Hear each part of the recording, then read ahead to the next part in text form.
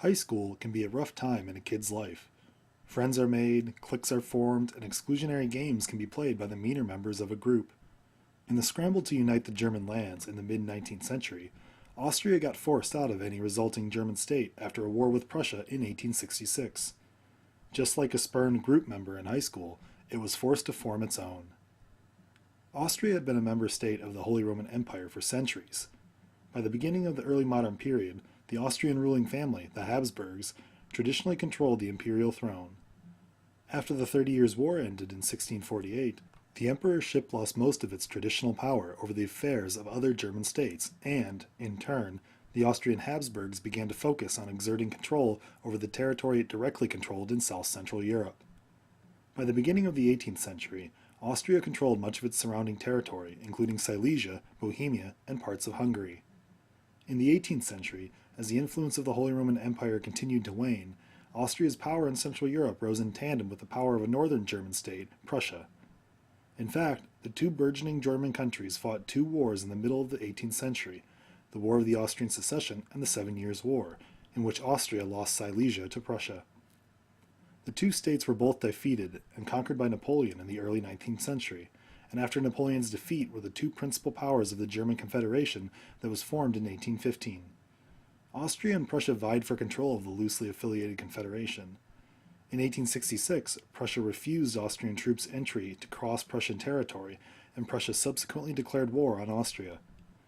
Despite having the support of most of the Confederation, Austria was soundly defeated by the better trained and better equipped Prussian military. As a result, Prussia formed a new German Confederation that specifically excluded territories directly ruled by Austria. Exclusion from the now Prussian-controlled German Confederation left Austria in economic and political crisis. As a result, it turned to consolidate power in its territories held outside the reach of the soon-to-be united Germany. Austria had controlled parts of Hungary since Austria's rise to regional prominence in the 17th century, and those parts had been a continual source of intermittent rebellion against the Austrian monarchy. Instead of opting for a costly campaign that would have further reduced the already ailing Austrian treasury, the Austrian Emperor Francis Joseph chose to negotiate with the Magyar families that had traditionally ruled Hungarian lands. In 1867, the two parties signed the Ausgleich, literally the Compromise, which acknowledged the Austrian Emperor Francis Joseph as King of Hungary and granted him control of all of the territory in the Balkans and Eastern Europe under Hungarian control. In return for being proclaimed King of Hungary, Francis Joseph was forced to make radical reforms to the Austrian government. Francis Joseph agreed to not implement any new laws amending the basic Austrian constitution without first consulting the Austrian Representative Assembly, the Reichsrat. Furthermore, rather than forcing Hungary to send representatives to the Reichsrat, Francis Joseph instead granted Hungary greater control over its own affairs, allowing the region to have its own parliament that was not beholden to anything the Central Austrian Parliament decided. Indeed, the new Empire of Austria-Hungary was only united dynastically in matters of war and foreign policy. Other concessions were made to appease the liberals in the Austrian Reichsrat who opposed the creation of the dual monarchy. Freedom of religion, access to primary education, and a modicum of other personal freedoms were granted, and the protection from persecution of Hungary's German-speaking minority was secured.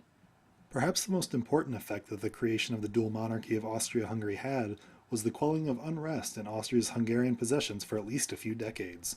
Indeed, Hungary had been a continual source of internal insurrection in Habsburg lands since it first gained territory in Hungary in the late medieval period.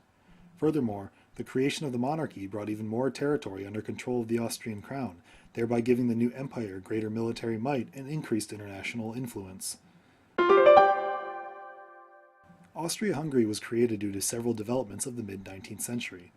Austria's defeat at Prussian hands in 1866 forced Austria out of the resultant German state, a political entity Austria had been a key member of in its various forms for centuries. Naturally, Austria still wished to maintain its status as an international player, so it looked elsewhere for the requisite power.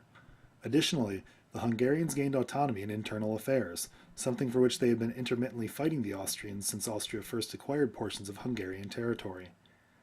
The situation was a win-win for both sides, giving Hungary the independence it sought, while also giving it and Austria a seat at the international table.